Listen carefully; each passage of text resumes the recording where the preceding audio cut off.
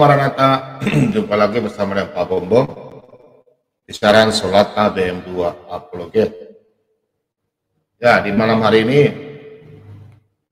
Pak Bombom akan bawa tema meneladani Tuhan Yesus bersatu dalam pelayanan.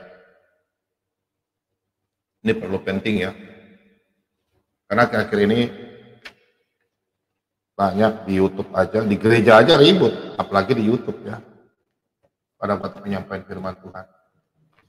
Itu malam hari ini Pak Bombom kita saling mengingatkan ya, bukan Pak Bombom saja, kita saling mengingatkan, bukan menegur, mengingatkan sesama pelayan Tuhan.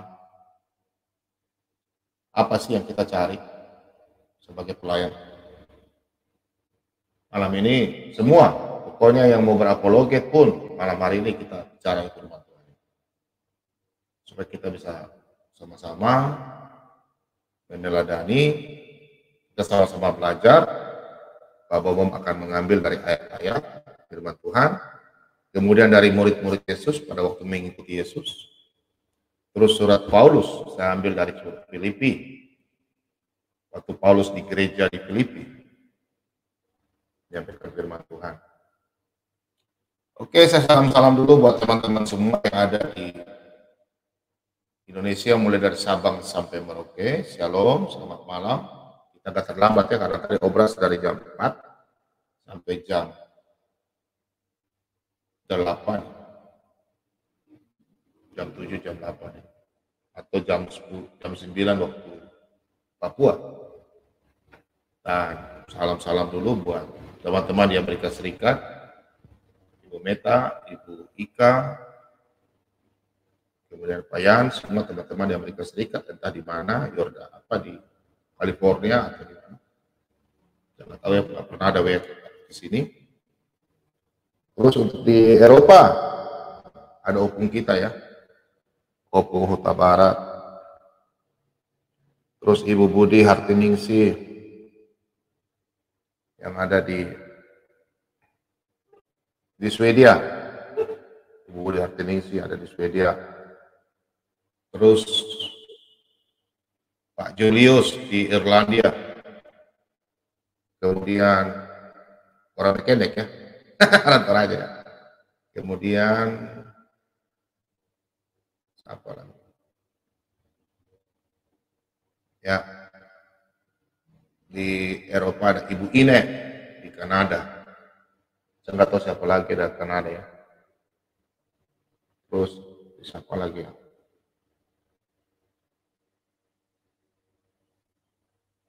Terus teman-teman yang ada di luar negeri, di Belanda, Ibu Ina, siapapun. Terus kemudian di Thailand, ke Thailand saya lupa ya orang. Di Taiwan ada Ibu Nina yang selalu masak ya, kirim-kirim gambar masak saja. Kalau masak dia kirim-kirim lagu, dia menyanyi, artis ya. Artis di Solata ya, yang lagu rohani dia juara. Terus Ibu Ine, Ibu Ellen di ini ya, di Hong Kong, dan Ibu Vicky di Macau, dan Korea Selatan saya siapa ya, nggak pernah ada WA di sini di studio ya. Terus di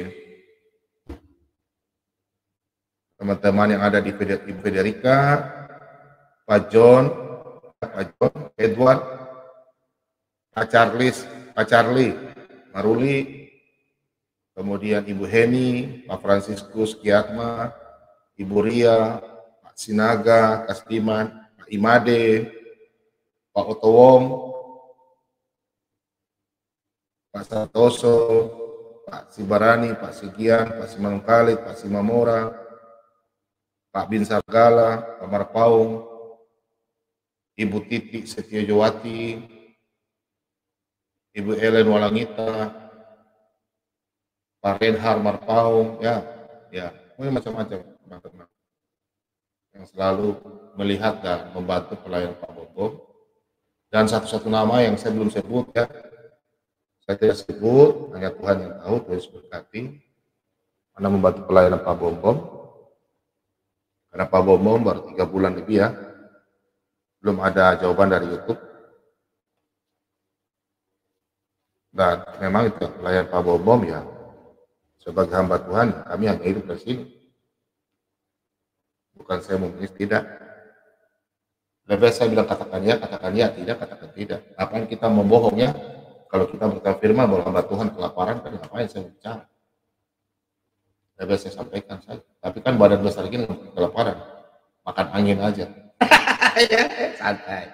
Oke, terus Ibu Nakayama, Pak Maulan di Malaysia, Tuhan Yesus berkati, Ibu Ina, Malaysia, dan teman-teman semua yang ada di Singapura, Kamboja, Brunei, di mana itu?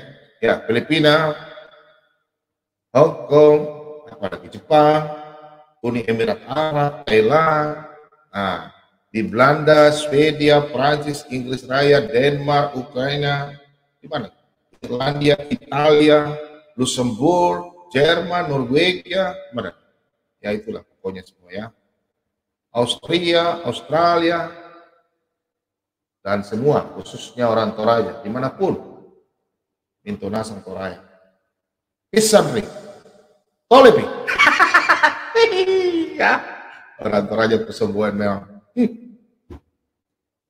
Tolepi, sanggam itu, dan tahu jodoh juga nah apa ya, sebuah apa ya. Oke, itulah semboyan orang Toraja ya. Olahraga yang terkenal orang Toraja itu Mas Semba. Kalau kita nonton tuh rame ya. ya. Kemudian keluarga saya yang ada di Panggala, Shalom, selamat malam. Orang Toraja semua. Dan kemudian keluarga besar Manado, karena saya bisa dari orang Manado, keluarga Sumaranda, Shalom. Kemudian keluarga Tumanu, Shalom, dari Manado maupun Sangir, keluarga besar, dan semuanya. Dan anak-anak bangsa setanah air, seluruh Indonesia dan seluruh dunia. Shalom. Oke? Sebelum Pak Bambang, kita baca sama-sama firman Tuhan. Kita minta tuntunan Roh Kudus. Sorry apa Bambang kasih. Maklum ya, kalau Pak Bambang Amerika agak slow, apa-apa ya. Ya. Slow saja. Kalau mau gas, nanti ada gas, saya gas. Kalau slow ya. Coba lihat signal Pak Bambang gimana ya? Apa putus-putus, patah-patah atau gimana ya? Tolong komentar di YouTube ya. Signal di mana hari ini agak sedikit aneh ya. Lihat tuh signalnya gimana? Gattuso, El Prato, El Sabto ya. Pak Freddy, kemudian hamba Tuhan Pak Joni, Pendeta Joyo, Pendeta Erwin, Bapak Gembala. Oh bagus.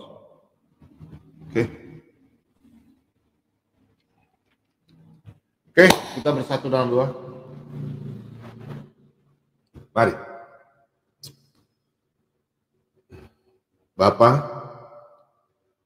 Engkaulah Elohim Abraham, Ishak dan Yakub. Elohim yang kami kenal dengan nama Tuhan kami Yesus Kristus. Dan intinya Tuhan, kami selalu memuji dan memuliakan nama-Mu di surga. Bapa,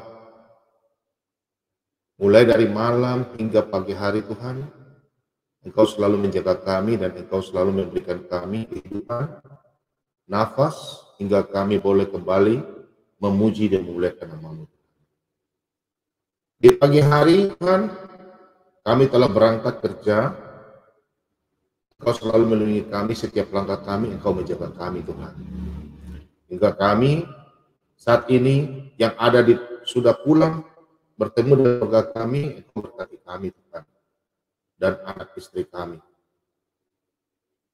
Dan kami yang semua masih ada di tempat kerja, Tuhan Engkau berkati kami. Baik pekerjaan kami sebagai polisi, TNI Polri, pekerja swasta, pegawai negeri, dokter, bidan, suster, pedagang, supir ojek, supir taksi, bajai, becak, tukang sapu Tuhan, Engkau berkati kami dalam pekerjaan kami Tuhan.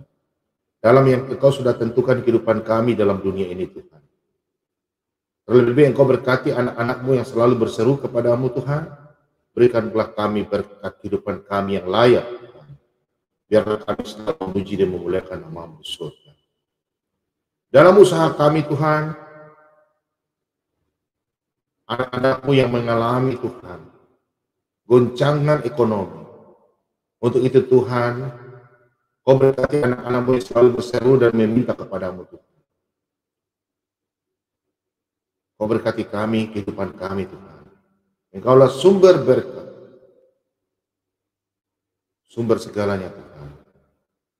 Dan anak-anak-Mu yang di malam hari ini yang lagi tubuh yang lemah, terbaring baik di rumah atau di rumah sakit, Engkau kuatkan mereka, sembuhkan mereka Tuhan.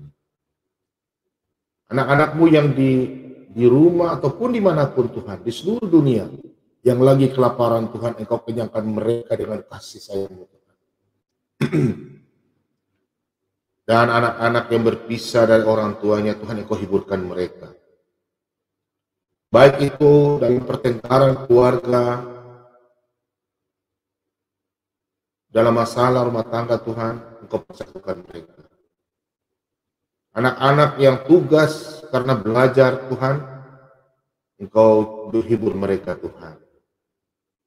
Kami percaya Tuhan Engkau selalu ada dalam kami, anak-anak yang selalu memohon dan meminta Tuhan kepada-Mu.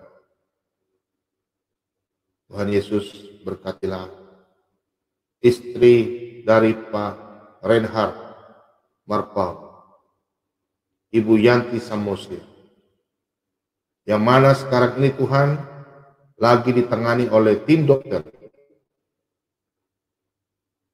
yang mana Engkau pakai Tuhan.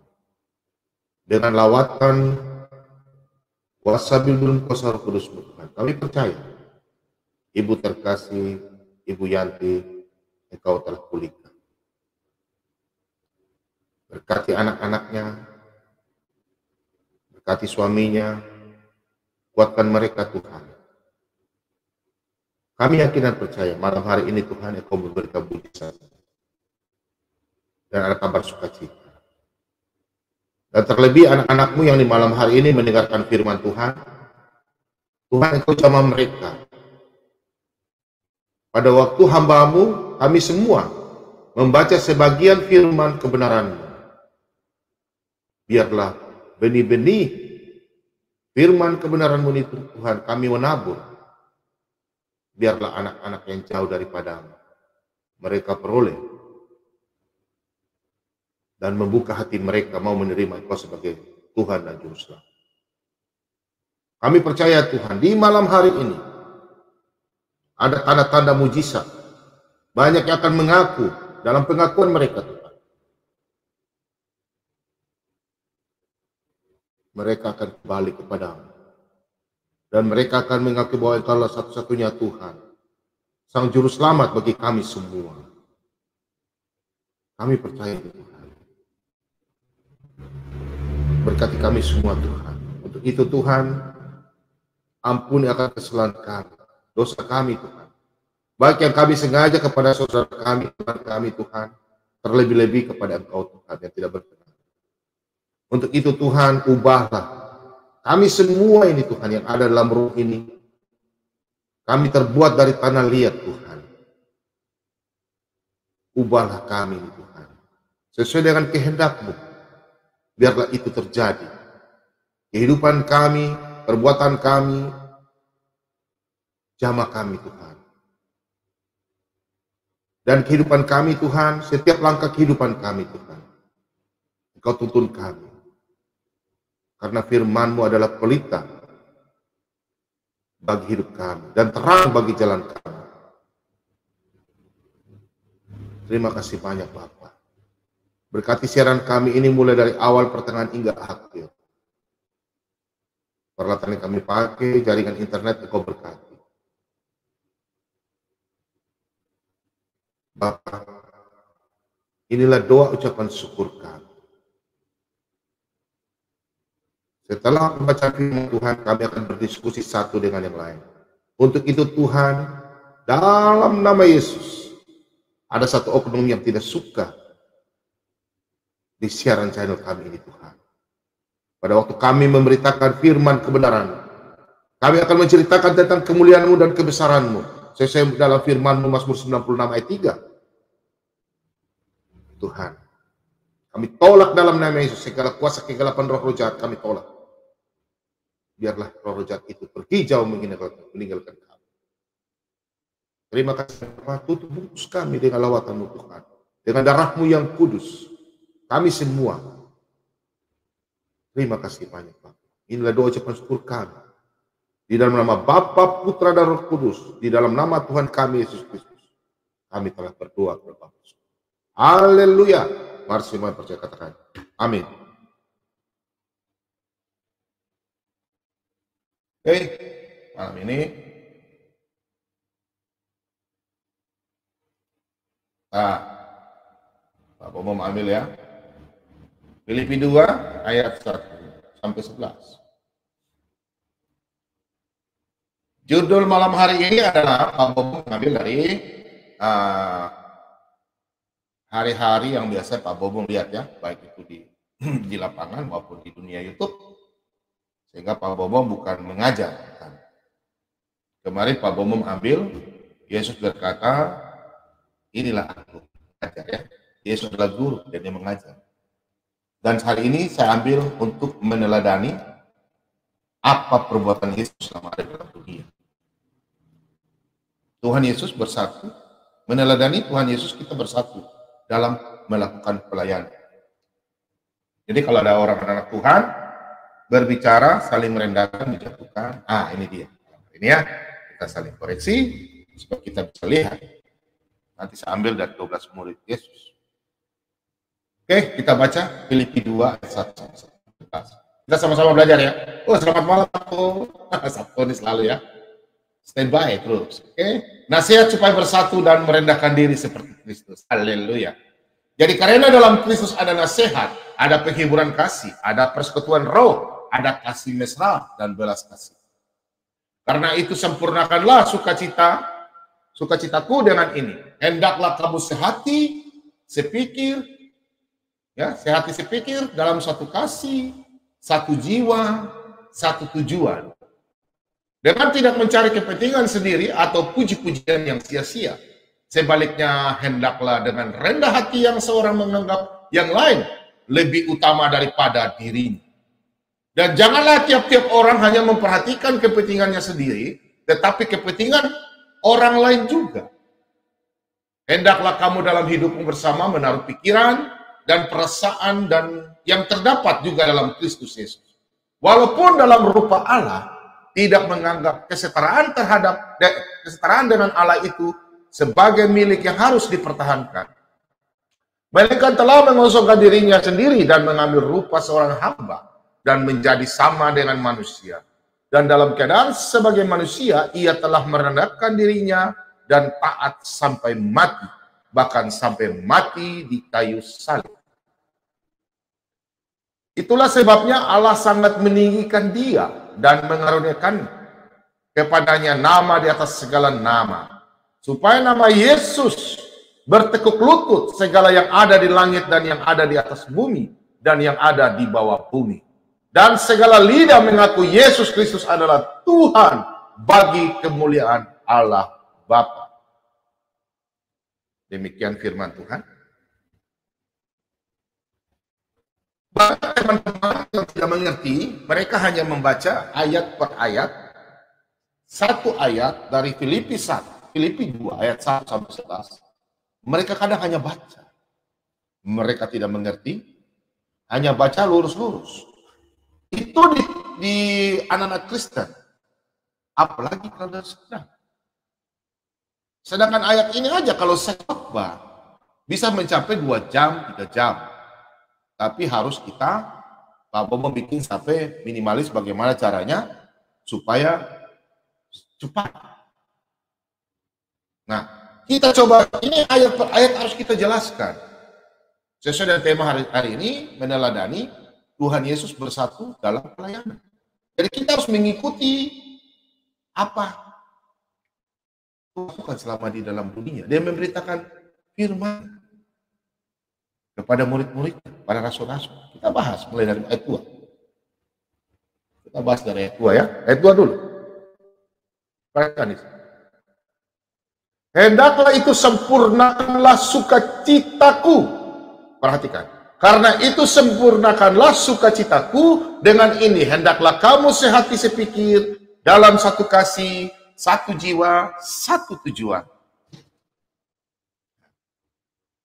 Kalau kita di gereja, kita satu hati, sepikir, satu tujuan. Kalau tanpa itu bubar itu gereja. Dunia YouTube sama. Ribut kan? Satu berpersepsi, ribut. Menerima kebenaran itu sangat susah. Susah. Makanya Rasul Paulus waktu di Filipi, gereja di Filipi, Rasul Paulus sudah sampaikan. Orang seberang Rasul Paulus mengajarkan yang buruk. Justru mereka itu yang diajaran yang salah. Mereka katakan Paulus begini-begini. Karena mereka tidak mengenal. Contoh. Kita lanjut dulu ya. Nanti sebentar bahasa kasih. Anak-anak Tuhan itu harus sehati sepikir. Dalam satu kasih, satu jiwa, satu tujuan. Ya. Anak Kristen banyak bilang kita punya kasih, omong kosong.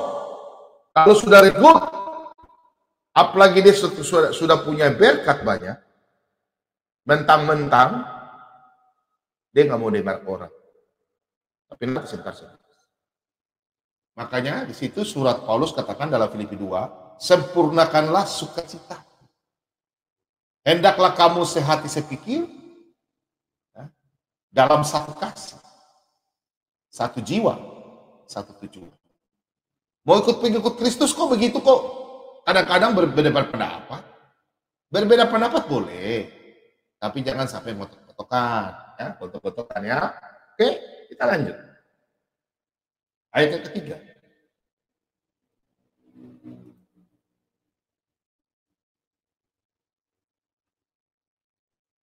Dengan tidak mencari kepentingan sendiri atau puji-pujian yang sia-sia. Sebaliknya hendaklah dengan rendah hati yang seorang menganggap yang lain lebih utama daripada dirinya sendiri. Ayat 4. Dan janganlah tiap-tiap orang hanya memperhatikan kepentingannya sendiri, tetapi kepentingan orang lain juga. Nah, di sini jelas ada kepentingan sendiri. Ya. Dalam ayat 3 dan 4. Kepentingan diri sendiri. Berarti itu makna ambisi ya. Kalau ambisi nggak apa-apa, tapi kalau ambisi yang egois, kalau terjemahan di dalam Filipi 2 itu, dalam bahasa Yunani, kalau kita baca, itu kalau kata namanya ambisi yang egois itu namanya dalam bahasa Yunani itu eritheia. Ya, catat. Eritheia. Yang mengandung makna itu ambisi yang sangat egois. Seseorang punya ambisi yang sangat egois. Kepentingan diri sendiri. Dia punya kepentingan. Apalagi kalau urusan segala sesuatu dalam gereja. Dia tidak melihat orang. Dia hanya melihat kepentingan diri sendiri. Kapan bisa gereja itu maju? Apalagi sudah berhubungan dengan mamon. Kalau kita boleh mau bersatu, baik itu di dalam gereja atau pertemuan atau dalam dunia YouTube, mari sama-sama menyampaikan firman. Jangan saling menjatuhkan. Kalau dia menjatuhkan, kecuali dia menjelaskan di Alkitab di YouTube, Yesus bukan Tuhan, itu bukan Kristen, itu pengajar sesat. Kalau selama dia masih menjelaskan bahwa Yesus adalah Tuhan dalam dunia YouTube, ngapain Anda mau protes-protes? Sesama hamba Tuhan menjatuhkan, sesama apologet menjatuhkan. Anda sudah sempurna. Baca firman Tuhan baik-baik. Percuma Anda mau dikatakan apologet kalau Anda tidak mengerti firman Tuhan. Percuma Anda mau dikatakan pendeta, hamba Tuhan, kalau Anda tidak mengerti firman Tuhan. Baca firman Tuhan di bahasa Yunani. Ya, irite. Ambisi egois. Kalau seorang yang ambisi belum menjadi seorang apologet, Pak Bobom sudah sampaikan. Hal yang pertama adalah kesabaran, rendah hati dalam menyampaikan firman Tuhan, rendah hati. Banyak orang Kristen melakukan firman Tuhan pintar baca tapi tidak punya rendah hati. Banyak di gereja-gereja banyak hancur. Iblis pakai dalam gereja. Iblis pakai loh dalam dunia itu, apalagi dunia itu. Nah, kalau sampai ada orang yang punya ambisi yang melebihi, egois, hancur. Ya, hancur. Gereja itu apa? Tetap melayani Tuhan. Hamba-hamba Tuhan. Matius 28:19. Beritakan Injil, ajarlah, baptislah. Dunia itu kita memberitakan firman Tuhan, mencari jiwa-jiwa yang hilang. Haleluya. 1 Tesalonika 2:19. Kita mencari mahkota. Kita berlomba-lomba mencari anak-anak jiwa-jiwa yang hilang. Habis itu bilang, oh saya hebat, saya hebat. Nah, rendahkanlah dirimu. Rendahkanlah dirimu, maka Tuhan akan meninggikan engkau. Baca kitab Efesus. Baca kitab 1 Petrus. Sebentar. Contoh, murid-murid Yesus. 12 murid. Pada waktu Yesus datang. Kita buka dalam Matius 20. Kita buka sama-sama ya. Kita saja sekarang sudah ribut. Dari zaman dulu sudah ribut. Murid Yesus sudah ribut-ribut. Nah, kita baca. Contoh di murid-murid Yesus ya. Kita baca. Permintaan ibu Yakobus dan Yohanes bukan memerintah melainkan melayani. Perhatikan. Maka datanglah ibu anak-anak Zebedeus serta anak-anaknya itu kepada Yesus. Lalu sujud di hadapannya untuk meminta sesuatu kepadanya. Kata Yesus, apa yang kau kehendaki? Jawabnya, berilah perintah supaya kedua anakku ini boleh duduk kelak di dalam kerajaanmu. Yang seorang di sebelah kananmu, yang seorang lagi di sebelah kirimu.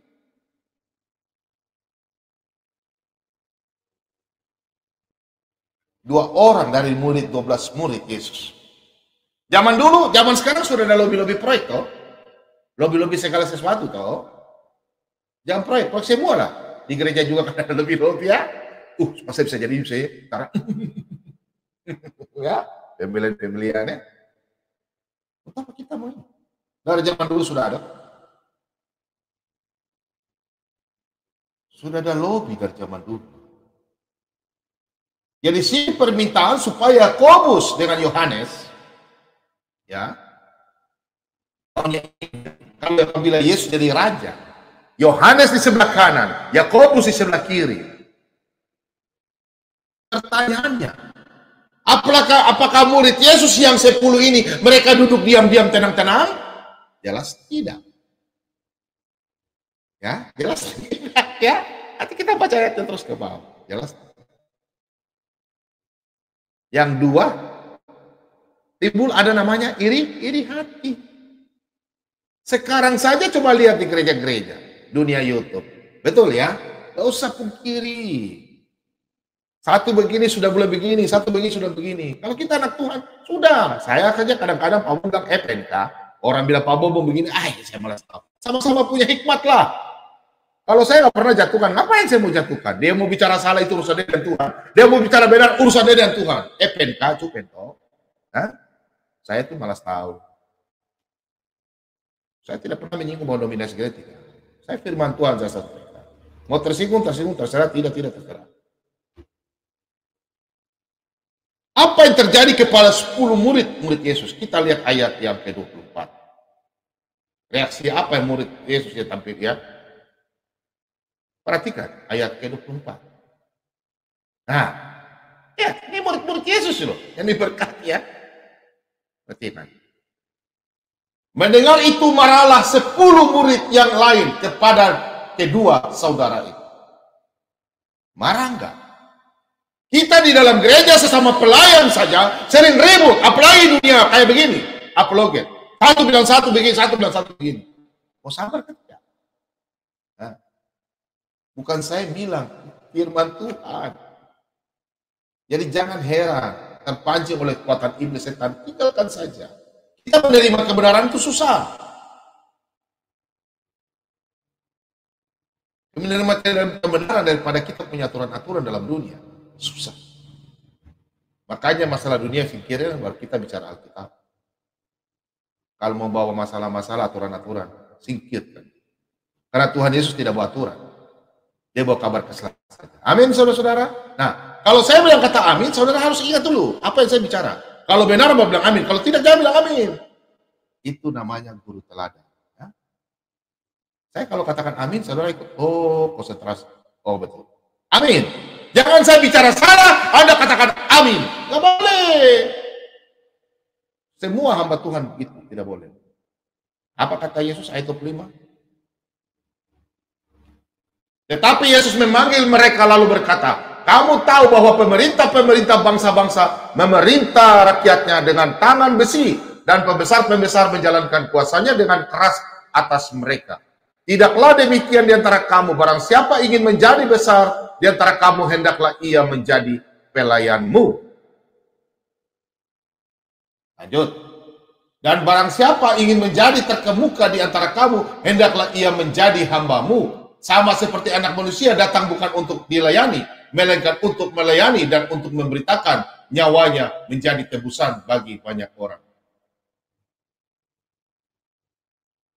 Berarti Yesus memberi nasihat apa? Kepada semua muridnya itu apa? Rendah hati. Sabar.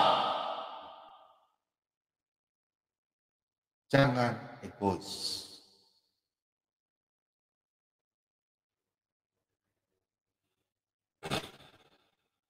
Kadang anak-anak Kristen sulit menerima hal kebenaran. Jangan kita terpengaruh dengan ajaran setan. Ajaran yang bukan ajaran Kristus. Damai sukacita akan melingkupi kami semua, anak-anak Tuhan. Baik itu sebagai hamba Tuhan, pelayan, misionaris, penatua, majelis, pekaris, semua. Rendahkanlah diri. Kita kembali dalam Filipi 2. Kembali ya. Kita perhatikan. Filipi 2.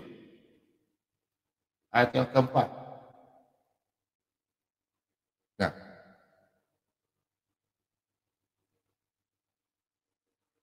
Dan janganlah tiap-tiap orang hanya memperhatikan kepentingannya sendiri, tetapi kepentingan orang lain juga. Nah, di sini jelas bahwa yang ditegaskan di dalam surat Paulus dalam Filipi, di gereja Filipi, gereja di Filipi, Paulus melihat ajaran Yesus. Jangan kita mementingkan diri kita sendiri dulu, biarkan orang. Makanya kadang-kadang ada yang masuk sini bilang, Pak Bobo kenapa begini ya, begini ya. Saya nggak mau ganggu. Biarkanlah dia, karena Tuhan memberikan dia punya hikmat. Dia mau bagaimana, mau kiri, kanan, apa dia mau lakukan salah, saya biarkan. Karena bukan saya lihat. Nanti setelah saya kasih ayat. Saya nggak bisa. Banyak ayat di Alkitab sudah ada terjadi. Nubuatan-nubuatan sudah terjadi, sehingga sampai kami ini mengalaminya. Rasul Paulus katakan di dalam 1 Korintus 12 hingga yang ke-14, jangan kita berbahasa roh, tapi bernubuat. Itu yang utama. Anak-anak Tuhan harus bisa bernubuat. Dari dalam Filipi ini, yang pertama adalah kita harus itu rendah hati. Ya. Kita harus rendah hati. dan anggap orang lain itu lebih baik daripada kita. Kalau kita mau lihat orang, contoh ya, kalau kita mau lihat orang, harus kita lihat diri sendiri dulu sebelum kita menuduh dia atau kita melakukan, oh kau salah, kita lebih baik. Jangan. Kalau orang baik, kita bisa menilai orang, harus kita seperti mereka. Contohnya orang yang baik. Jangan kita bilang kita lebih baik daripada mereka, jangan. Untuk itulah kita rendah hati. Kalau orang dia berbuat salah, ya kita tegur, Pak itu salah. Tapi kalau dia lakukan benar, dia lebih hebat, kita harus belajar daripada orang hebat. Jangan seperti teman-teman yang masuk ya, nggak tahu apa-apa sejarah, bilang dia hebat. Itu namanya orang sombong.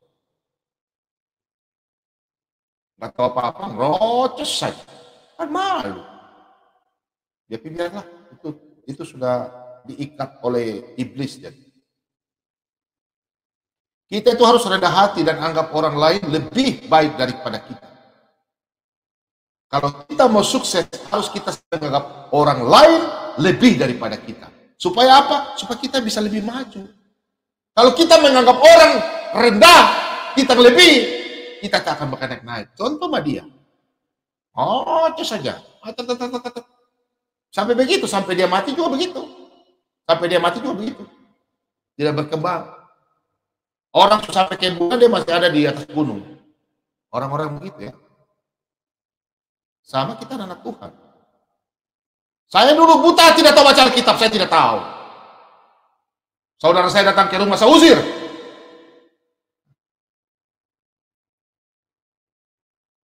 Saya tidak mengenal Tuhan. KTP, Kristen tanpa pertobatan.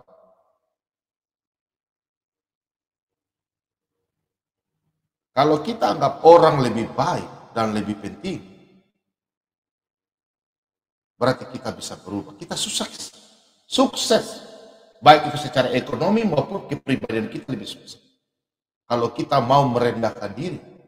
Kalau kita merasa kita lebih tinggi, lebih pintar daripada orang lain, selesai. Tidak akan maju-maju. Tetap begitu-begitu saja. Apalagi dalam suatu pergumulan. Peribahasa kan sudah jelas. Malu bertanya sesat di jalan. Kita baca dalam Filipi 3. Filipi 2 ya ayat 3. Kita kembali dulu. Perhatikan di sini.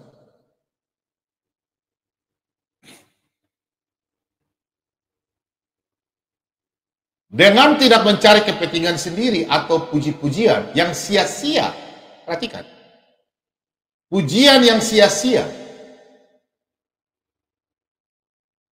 Sampai sekarang banyak anak-anak Kristen yang ingin dipuji kan? Banyak kan? Banyak ya. Kalau Pak Bomong tidak perlu. Yang penting Pak Bomong menyampaikan firman Tuhan, yang merasa diberkati, Tuhan Yesus memberkati. Saya tidak perlu pujian. Yang dipuji siapa? Tuhan Yesus. Karena Tuhan tidak bisa puji diri sendiri. Kita yang diciptakan itu, kita memuji Dia. Karena itulah Tuhan ciptakan kita biar kita bisa bisa memuji Dia. Dan tanda cintanya Tuhan kepada kita harus memuji Dia. Kan Tuhan Yesus mencintai kita. Allah adalah kasih, 1 Yohanes 4 ayat 7.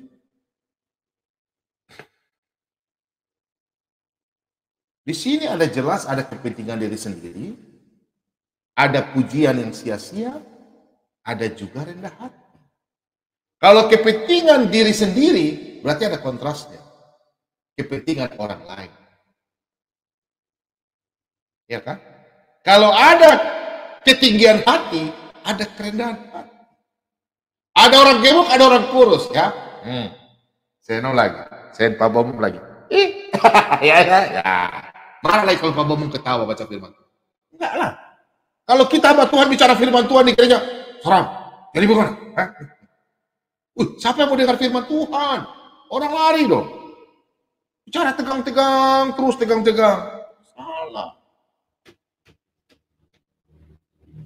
Pak Bomong karakternya nggak bisa berubah.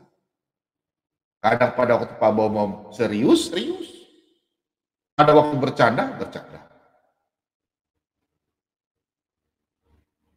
Kita harus belajar melihat kelemahan sendiri dari dan melihat kelebihan orang lain. Kenapa demikian? Kalau kita mau melakukan suatu kebaikan, pasti orang-orang lain bilang, Pak Bobom salah, begini salah. Jadi saya juga kadang-kadang bingung, saya mau bikin bagaimana. Saya kutip Bapak Pendeta Yusuf Roni. Dia mengatakan ada di suatu daerah, ya di Israel lah. Bapak Pendeta Yusuf Roni, waktu dia khotbah. Dia kasih perumpamaan begini. Ada seorang bapak dengan anaknya naik kuda. Yang bapaknya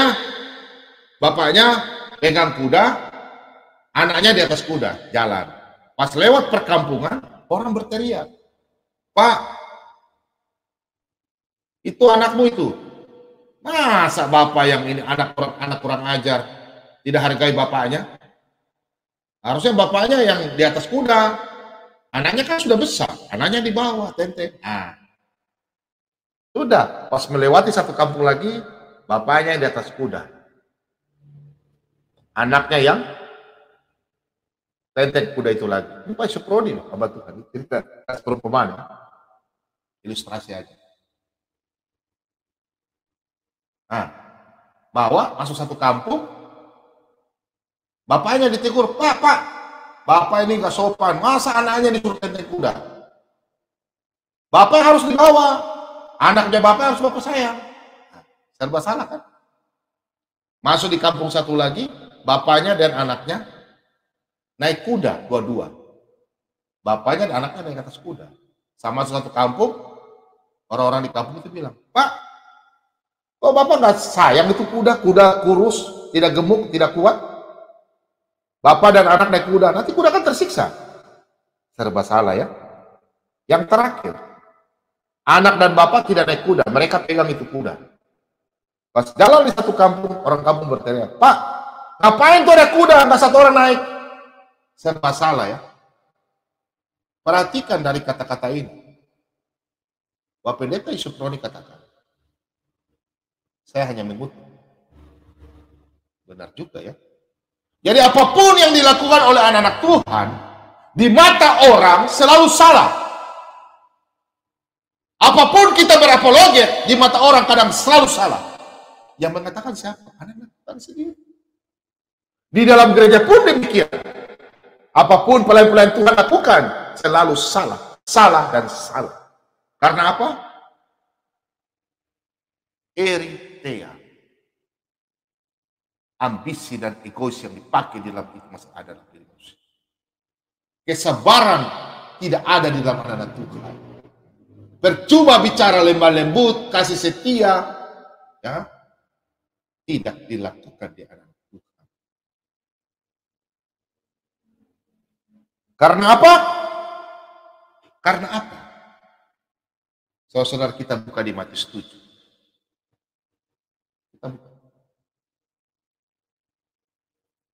Kita buka dalam Matius 7.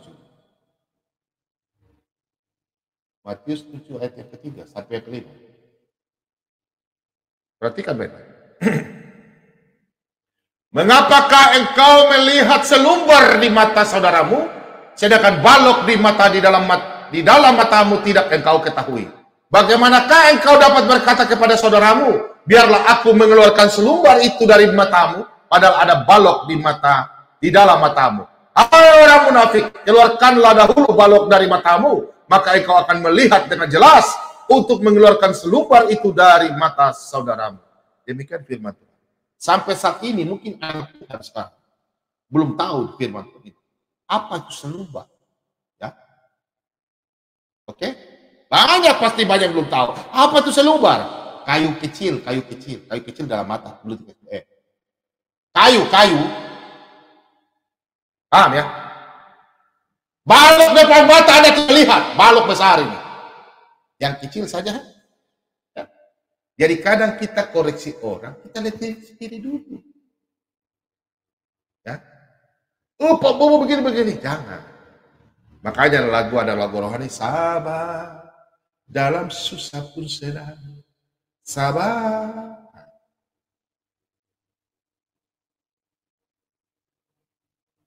Selembar kecil itu adalah kayu kecil itu. Kadang-kadang, ya, kadang-kadang itu membuat suatu hambatan bagi orang. Dia hanya melihat, ya, tanpa berpikir panjang, pang, dia hajar.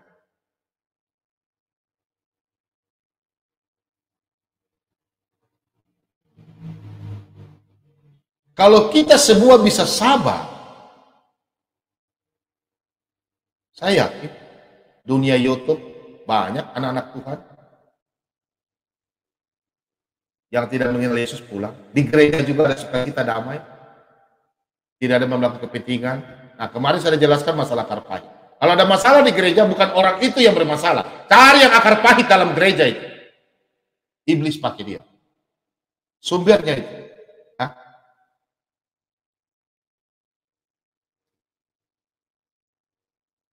Jadi kita harus sebagai anak Tuhan itu belajar rendah hati.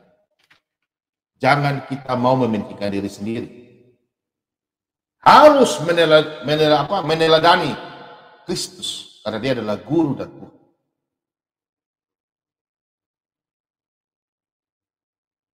Karena supaya kalau kita gereja atau dunia YouTube kita bersatu anak-anak Tuhan mencari jiwa-jiwa, kita harus terlebih dahulu mencari kepentingan orang lain. Apa kepentingan dia? Bukan kepentingan kita sendiri dulu. Contoh anak Tuhan yang mau bertobat, apa kira-kira bagaimana? Kita tanyakan. Jelas kita akan bersatu semua dalam dunia YouTube, tidak ada menjatuhkan hamba Tuhan, tidak merendahkan hamba Tuhan. Satu baru penyembuhan, satu bilang, begini. Kalau hamba Tuhan mengajar baik, biarkan saja dia kalau kesalahan, tidak usah terlalu lah, itu urusan dia dan Tuhan. Kecuali kalau dia mengajar melenceng, perlu dikesampaikan dalam 2 Timotius 4 ayat 2. Tegur. 1 Timotius 5 ayat 20. Amsal 27 ayat 3.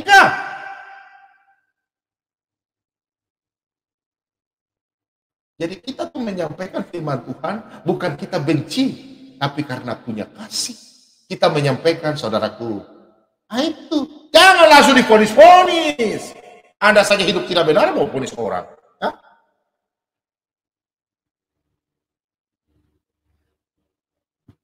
Bagaimana teladan Kristus itu? Kita meneladani Kristus, mengikuti ajaran Kristus dalam Filipi 2 ini. Kita lihat baca ayat 5 ya. Perhatikan. Teladan Kristus. Ayat 5. Kita lihat Filipi. Kembali ke Filipi ya. Filipi 2 ayat 5 dan 6. Hendaklah kamu dalam hidupmu bersama menaruh pikiran dan perasaan yang dapat juga dalam Kristus Yesus. Hendaklah kamu dalam hidupmu bersama menaruh pikiran dan perasaan yang terdapat juga dalam Kristus. Walaupun dalam rupa Allah tidak menganggap kesetaraan dengan Allah itu sebagai milik yang harus dipertahankan. Perhatikan, ya, sahabat. Saudara-saudara bukan Alkitab di rumah. Kalau ada yang punya Alkitab King James, nanti kita bahas. Saya bikin di program komputer dulu ya. Saya buka dalam versi King James.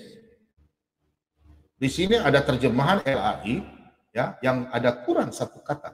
Tapi satu kata itu yang maknanya itu sangat berpengaruh. Makanya si Abdul ini berbicara, kok Tuhan merendahkan diri?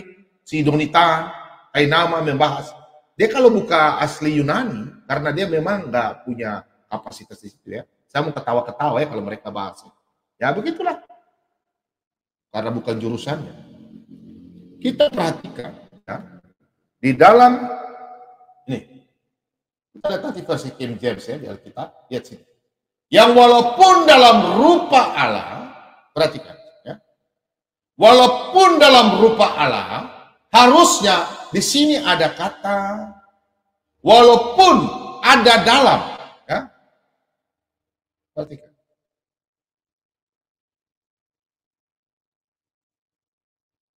Walaupun ada dalam rupa Allah. Ini kata ada. Tapi di sini tidak ada kata ada. Walaupun ada dalam rupa Allah. Perhatikan ya. Oke, saya buka di sebentar. Saya lihat sebentar ya. Kita buka di Alkitab King James. Sebentar ya. Versi King James. Perhatikan di sini. Nah, di sini. Sebentar ya, saya lihat. Oke, sudah kelihatannya? Perhatikan, sabar ya. Nah, ayat yang Pak Bobom ambil dari in Christ Jesus, who being in the form of God. Oke? In Christ Jesus, who being in the form of God. Form of God. Being ini kan ada, tidak ada katanya. Ya. Di King James. Kalau dalam bahasa Yunani, di situ tertulis jelas, uparkon. Ada. Suatu keberadaan yang tidak bisa. Uparkon. Dalam bahasa Yunani. Kalau dalam terjemahan bahasa Inggris King James,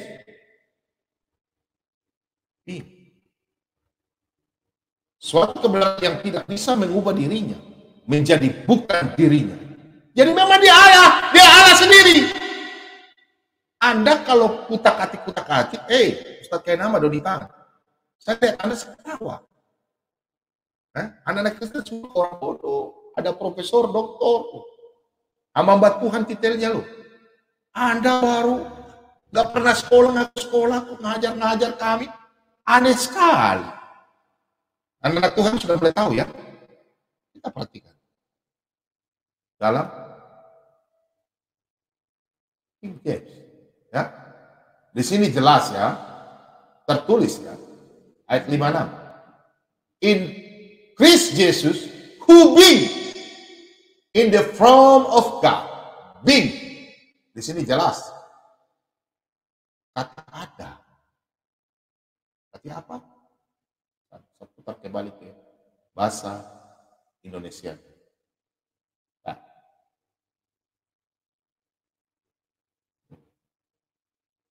Ya. Nah, di sini yang walaupun, harusnya yang walaupun ada dalam rupa Allah. Maknanya berubah ya setelah ada kata ada ya. Siapa tuh Yesus? Malam ini saya percaya dalam nama Yesus orang yang nonton bertobat lagi. Tadi pagi satu orang sudah bertobat, Ibu Yaya. Besok dia akan cari Bapak Gembala. Mau gereja mana terserah dia. Malam hari ini yang nonton, lihat Pak Bombom, Anda diberkati dalam nama Yesus. Malam ini mujizat akan ada.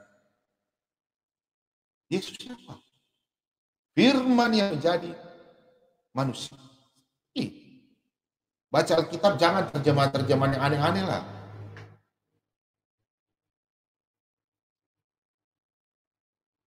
Kalau yang apalagi Ustadz kayak nama, bilang pintar bahasa Inggris. Oh nggak ngerti-ngerti bahasa Inggris dan Yunani. Aneh-aneh aja loh. Iya. Kata bing itu apa? Dalam katanya pintar bahasa Yunani. Sekolah di Italia. Uparkon kau nggak tahu apa itu uparkon. Jadi kita kalau mau lihat terjemahan dalam bahasa secara asli, teks aslinya dalam bahasa Yunani, hilang satu kata itu maknanya hilang, jelek. Ya, saya tidak salahkan lain, tapi karena kan itulah tugas-tugas hamba Tuhan untuk menjelaskan, untuk pelayan Tuhan, untuk menjelaskan kepada jemaatnya, menambah ilmu, pengawasan, pengajaran. Pak Bomo itu pengajaran, saya nggak mau kata kiri kanan, saya nggak mau. Saya bicara Alkitab, bicara Alkitabiah, saya tidak mau. Dominasi gereja mana itu urusan mereka, saya. Di sini saya Alkitabiah. Kalau bertanya, saya jawab dengan Alkitabiah. Oke, kenapa dia anak? Kalau memang dia Tuhan, kenapa dia tidak melawan pada waktu dia disalib? Kenapa Tuhan kalau memang dia Tuhan? Yesus itu dia Tuhan. Kenapa? Kalau Yesus pada waktu hari itu,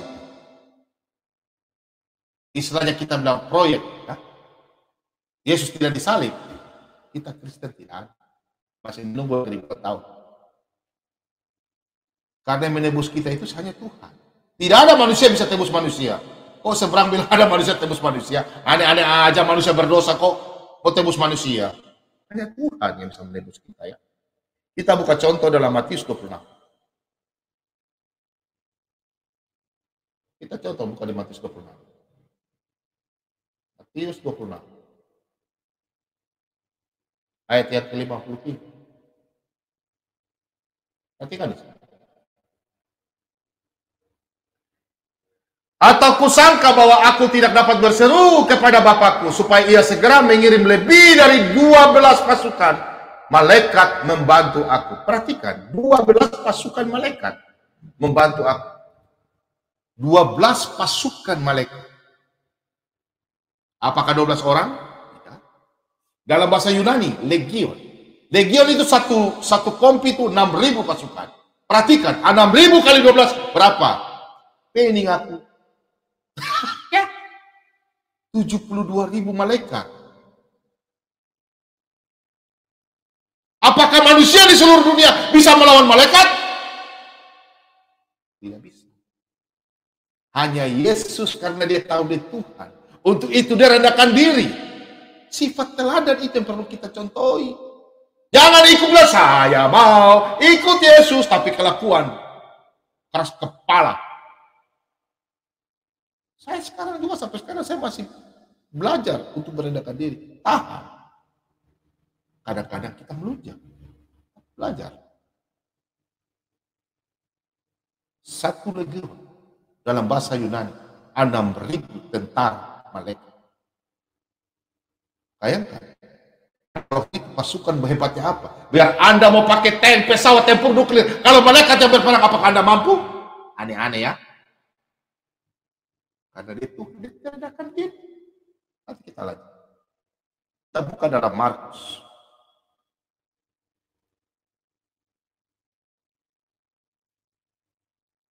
Markus 15. Ayat yang ke-29. Hingga ke-31.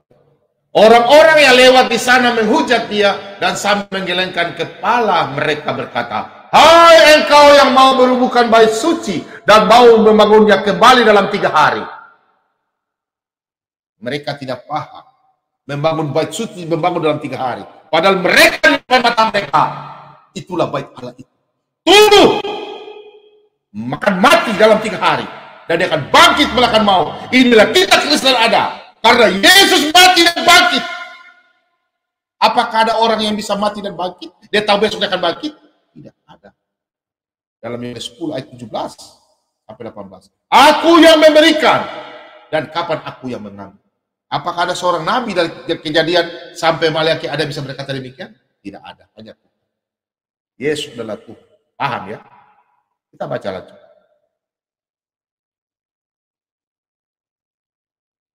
Turunlah dari salib itu, selamatkanlah dirimu. Demikian juga imam-imam kepala bersama-sama ahli Taurat mengolok-olokkan dia di antara mereka sendiri dan mereka berkata, orang lain ia selamatkan, tetapi dirinya sendiri tidak dapat ia diselamatkan.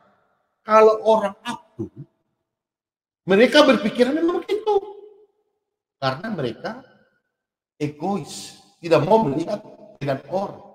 Makanya gak maju-maju. Luar negeri orang-orang barat sudah menciptakan teknologi canggih. Mereka bilang, gak perlu. Sekarang mereka yang menikmati. Dengan ada uangnya mereka bisa beli. Berarti mereka hanya mengandalkan uang. Tidak berpikir untuk menciptakan. Hanya bisa menciptakan minyak kuat.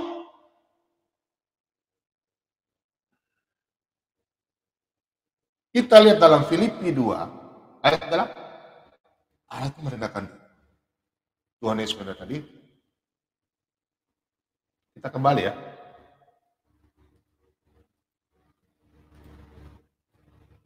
Nah.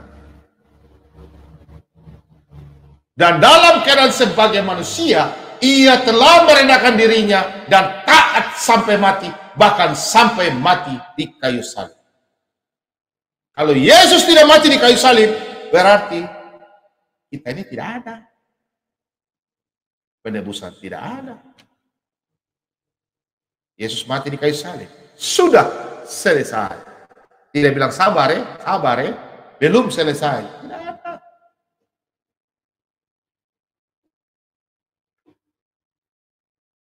Berarti kerendahan hati Tuhan Yesus sebagai manusia, yang dia mengambil rupa manusia, dia merendahkan diri. Padahal dia tahu dia Tuhan. Malah setan pun, iblis pun tahu, engkaulah anak Allah yang maha tinggi. Nah, Anda hanya bocil-bocil di luar bangsa Israel, kaliber-kaliber yang tidak berguna, yang mengatakan Yesus bukan Tuhan. Pikir. Nenekmu iblis saja mengatakan, engkau anak Allah. Nah, Yesus berusir setan-setan di Gideon dalam babi. Orang Kristen makan daging babi ya, karena setan aja, iblis babi saja dimakan, neneknya setan yang masuk dalam babi kita makan semua. Makanya orang Kristen yang benar-benar orang Kristen tidak bisa kerasukan. Kalau orang Kristen yang kerasukan, orang Kristen KTP, Kristen tanpa pertobatan. Ini intermezzo ya. Mau ketawa-ketawa di rumah udah. Ya. Nah. Dalam Filipi 2 ayat 9. Itulah sebabnya Allah sangat meninggikan dia dan menurunkan kepadanya nama di atas segala nama. Lanjut. Dan supaya nama Yesus bertekuk lutut, segala yang ada di langit dan yang ada di atas bumi dan yang ada di bawah bumi, dan segala lidah mengaku Yesus Kristus adalah Tuhan bagi kemuliaan Allah Bapa. Yesus siapa? Dialah anak Allah, Allah tunggal. Yesus tidak beranak, tapi firman. Kalau orang kurang paham ya biarkan aja. Dia memang Allah. Engkaulah. Saya kalau menyanyi saya nggak tahu. Kadang-kadang gitu kalau saya menyanyi saya menangis. Karena mulut saya nggak bisa berkata-kata. Karena zaman Roh Kudus. Kenapa? Kita hidup dalam dosa. Tuhan Yesus dengan menderita sebagai dalam rupa manusia, merendahkan diri, dia disiksa, dipukul, ditambak. Karena dia tahu dia akan bangkit. Udah bunuh aja. Ini manusia antara laku di dalam dunia ini, ngomong besar aja bilang, apa-apa, dia kan manusia. Anda lebih senang percaya pohon jadi Tuhan, gunung jadi Tuhan.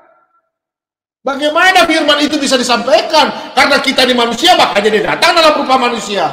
Kalau dia datang dalam rupa pohon, gunung, manusia lari dong. Oke, ada gunung berbicara. Ada pohon bicara. Ya kan? Mikir, otak. Makanya Yesus katakan, rendahkanlah diri. Tuhan Yesus saja merendahkan diri depan umatnya. Kalau memang dia mau, habis kau. Tapi dia datang dalam penebusan. Dia mengambil rupa manusia. Maksudnya begini, dia tidak turun dalam manusia mana yang mau ambil nih. Dia lahir. Yohanes 18 ayat 36 hingga 37. Untuk itu dia datang lahir ke dalam dunia. Untuk apa? Menebus dosa kita. Anda kurang paham. Saya yakin dan percaya malam hari ini banyak orang dibaptis. Akan minta dibaptis. Tapi aturan gereja harus kita ikuti. Ya, anak-anak Tuhan yang mau serahkan diri kepada Tuhan Yesus. Ya. Gereja masing-masing punya aturan.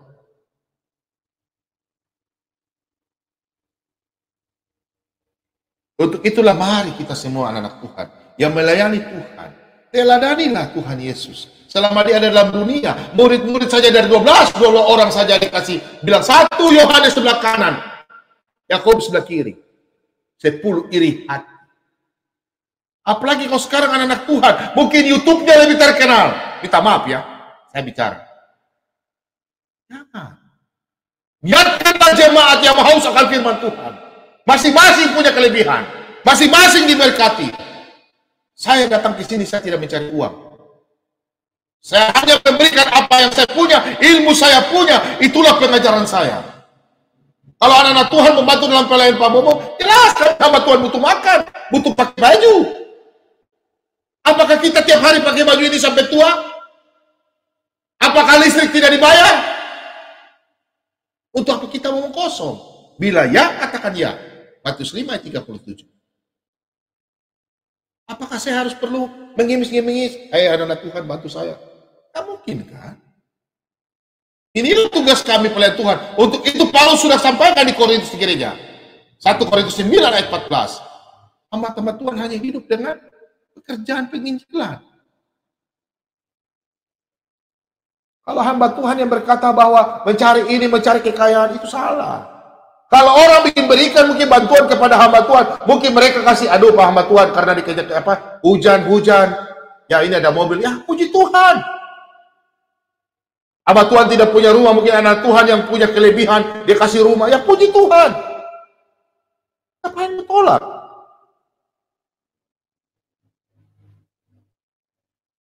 Hamba Tuhan tidak pernah mencari keuntungan. Saya tanya sama saudara, kalau memang saya tidak berkenan di dunia YouTube, saya akan tutup. Kalau pengajaran saya salah, ngapain saya mau mengajar salah baru? Tapi saya percaya setiap hari orang banyak mendukung Pak Bombom. Saya berterima kasih. Karena saya apa yang saya punya, saya berikan. Haus akan firman Tuhan. Saya tidak butuh yang perlu dipuji adalah Tuhan Yesus Kristus. Amin saudara-saudara. Amin semua. Iblis lari di rumah. Untuk itu Pak Bombom sengaja kasih nomor telepon. Bila perlu tengah malam telepon Pak Bombom saya ingin doa. Ada kuasa kegelapan. Kasih tunjuk live. Saya usir tuh setan-setan di rumah itu.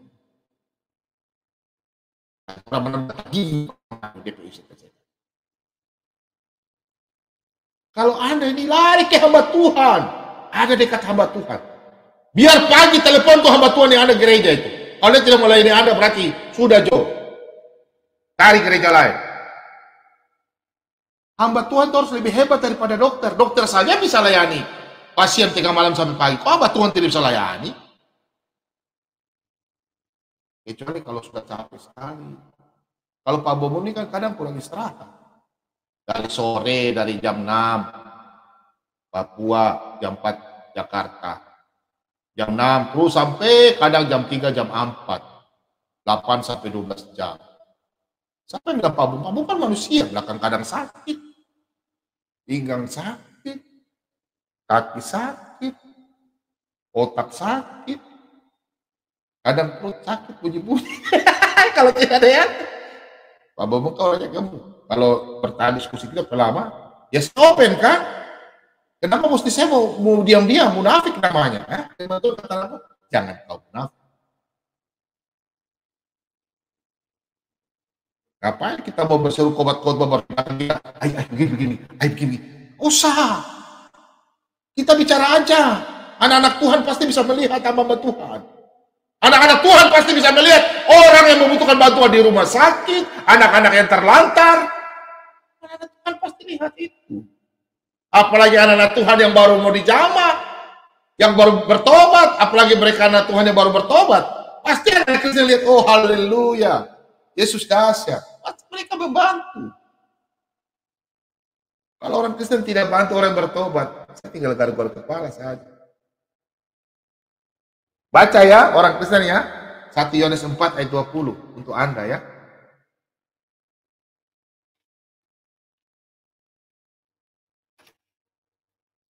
Kita buka dalam 1 Petrus 5. Sebelum 1 Petrus 5, kita baca di dalam Yakobus ya, Efesus 5. Kita buka dulu. Efesus 5. Ayat yang ke-21. Perhatikan. Dan rendahkanlah dirimu seorang kepada yang lain di dalam takut akan Kristus. Amin, saudara-saudara. Kita rendahkan diri, kita kalau hidup dalam Kristus, belajar rendah diri. Jangan melunjak. Apapun alasan itu. Jangan. Lanjut, kita baca dalam Yakobus. Dalam Yakobus 4, ayat yang ke-10. Rendahkanlah dirimu di hadapan Tuhan, dan Ia akan meninggikan kamu. Siapa yang merendahkan diri, Tuhan akan meninggikan. Apakah ada ajaran yang lain? Hanya Yesus yang mengajarkan kita rendah diri, untuk itu kita ditinggikan. Kalau kita belajar rendahkan diri, Orang akan melihat kita, oh anak ini dia baik, dia hati baik. Mari kerja di kita punya perusahaan. Kejujuran yang utama. Sudah rendah hati, jujur. Siapa yang tidak sayang Anda? Mau di kantor, di pemerintahan, pasti disayang. Banyak sahabat, banyak teman. Tapi ada musuh juga ya. Lanjut, kita buka dalam 1 Petrus terakhir ya. Kita buka di 1 Petrus. 1 Petrus 5. Ayat yang kelima hingga yang keenam. Demikian juga kamu hai orang-orang muda, tunduklah kepada orang-orang tua, dan kamu semua rendahkanlah. Nah, poinnya di sini. Rendahkanlah dirimu seorang terhadap yang lain, sebab Allah menentang orang yang congkak, tetapi mengasihi orang yang rendah hati. Karena itu rendahkanlah dirimu di bawah tangan Tuhan yang kuat, supaya kamu ditinggikannya pada waktunya. Saudara-saudara, merendahkan diri pada waktu sekarang, pada waktunya Anda ditinggikan. Demikian firman Tuhan. Semoga damai sejahtera bagi kita semua anak-anak Tuhan. Marilah kita belajar merendahkan diri supaya damai sejahtera berlimpah-limpah, berkat berlimpah, semuanya diberikan hanya di dalam nama Tuhan kita Yesus Kristus. Haleluya. Amin.